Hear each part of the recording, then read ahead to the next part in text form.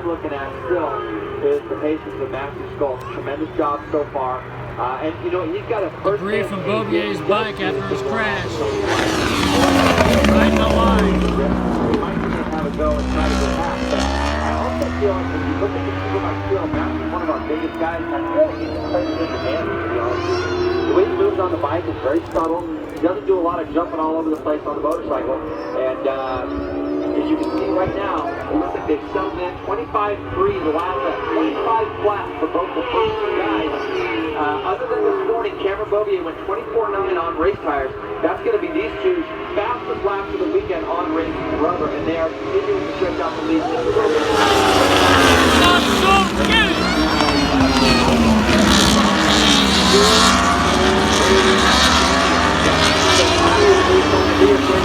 It's the reigning champ for the Moto Superbike class, Matthew Skolk from the Superstock 1000 last year, including winning the Superbike race the last race. He on this privateer Dominique Racing Yamaha. Got your heart rate up, didn't you, boy? Hey, got your heart rate up, didn't you? You don't want to be playing on that track. He looks like he carries a little bit more roll speed down to the X's than Tony. He might take a shot at leading. Hey, I've seen people die out there. It ain't good. So our championship contenders are doing a lot of the same things that they did last year, but we didn't see Raj tipping over until later in the year. He's back up and roll. And he's got the bike back up. These guys know that they still get points. He's comfortable with it on the line that we have right now in the field. But I wouldn't be surprised to see Matthew at some point in the next 3 or 4 laps just take a shot if he feels like he has the pace going down through. That's going to be a end of the day there for Raj. That is heartbreak for Roger Hayden. That moves a couple riders up. Roger Hayden. Looks like front end drag. It's going to be just getting in there. And, you know, we've seen it over and over. And we talked a lot about it, but come on, Raj. Go get it.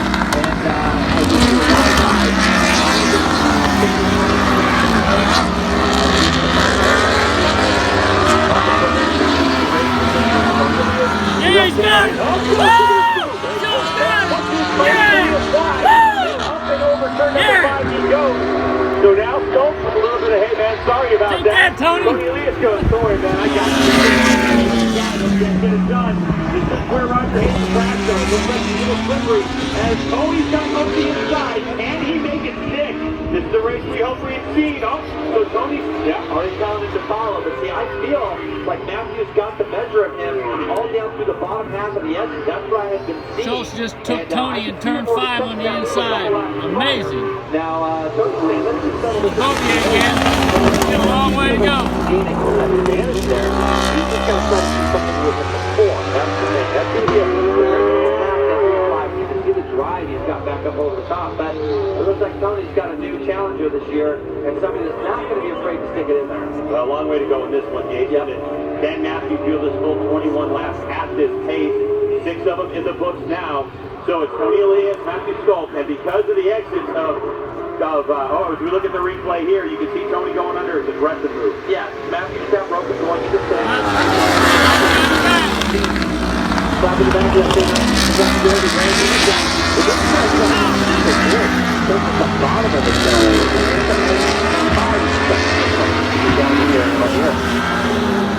just to give you an idea, of course, there's number 1 place on the left-hand part of the screen. Skolk in second spot. They have gotten a couple seconds over Garrett Gerloff. You can see him in the back part of your screen. Gerloff actually the faster of those 3 riders because these 2 are racing it up. David Anthony, Josh Aaron up to 9-5, collecting some points there. He's at a 127.9.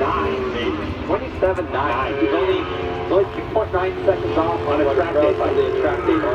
That would have put him 12th on the grid, by the way. That's amazing. Yeah. So just go through these others like that. I saw Matt take a big look over his shoulder as they came through turn 6. It looks very comfortable from the position he's in right now.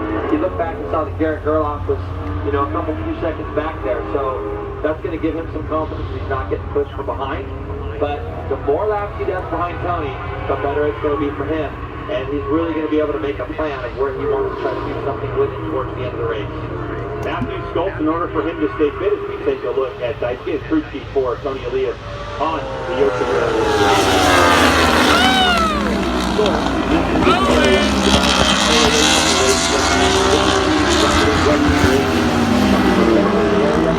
Motocross riding on Wednesday, and he was going through a resection and lost control of the bike in the crash, but he ran over his right leg and caused him a lot of and he was very nervous about coming to this race on Wednesday. He looked up a little bit better Thursday, he was over yesterday, and he tipped over.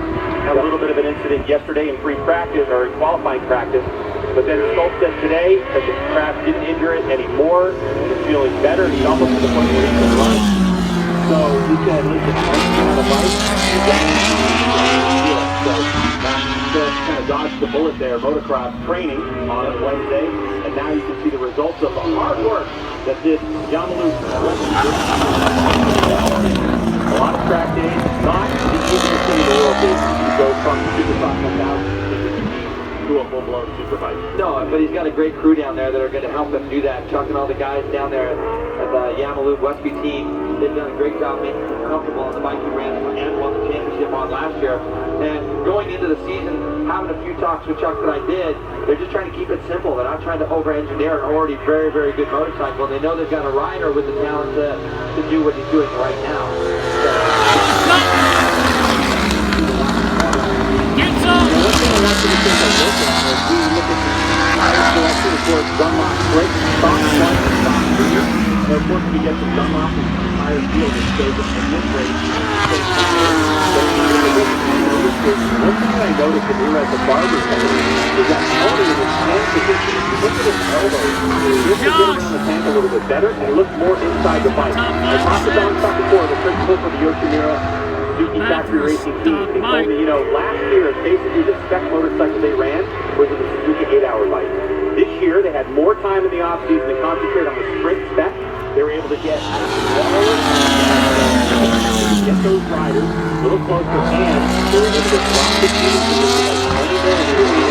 inside the motorcycle, and that's part of the development of the United States is leading the sprint bike development for the entire world. Yeah, when you think about it, it's all about making your rider more comfortable. And if you can do that, the rider's going to get more feel, he's going to be able to get more feedback, it's going to be easier to set the motorbike up. And you can see that Tony and the whole Yoast team have done that now. You know, we're kind of in that stage of the race. We got sort of 11 laps left to go. You know where first is in the race? Who's in first place? You know where they're at when they're coming? Tony Elias, right there.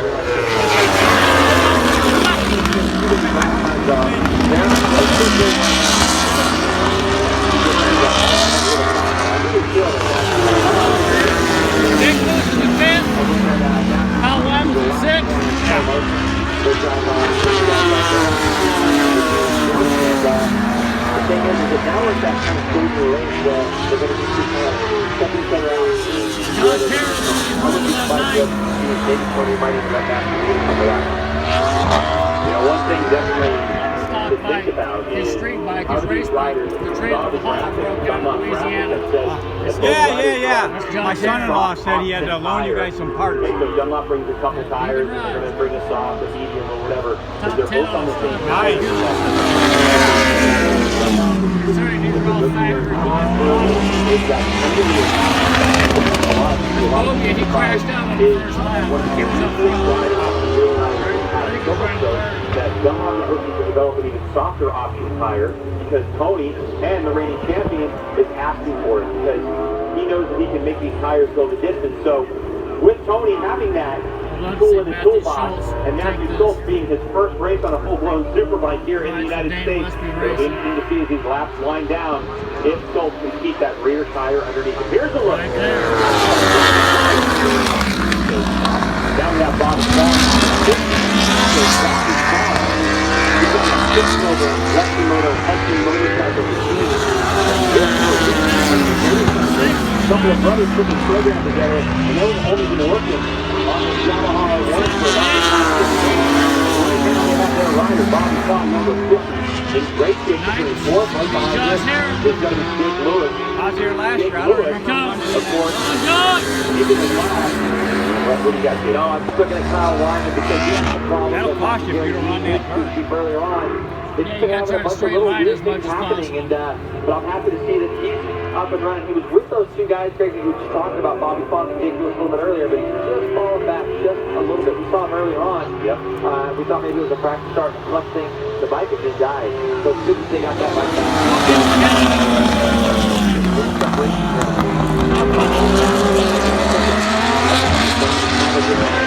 there's a couple spots on the track where really close up on the back of and we're looking at the time.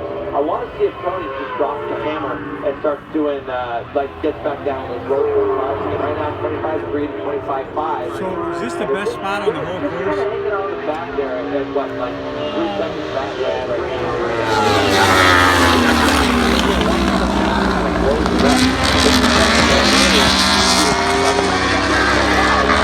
Last lap, on the bridge. Back in the day, before they changed the track, it was turn 12 off the hill.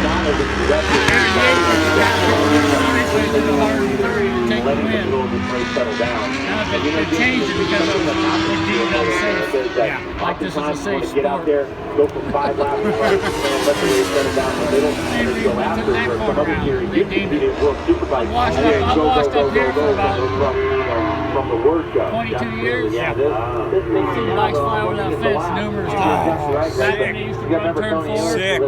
there's not enough runoff there. You never see anybody get hurt bad. Yeah. Oh, they I fly. see bikes fly over the fence and they hit the hay bales.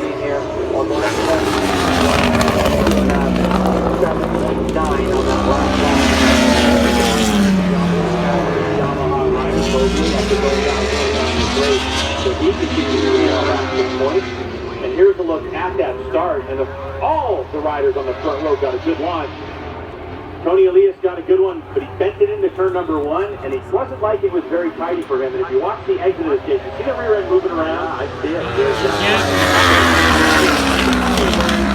When they got to the top of the hill,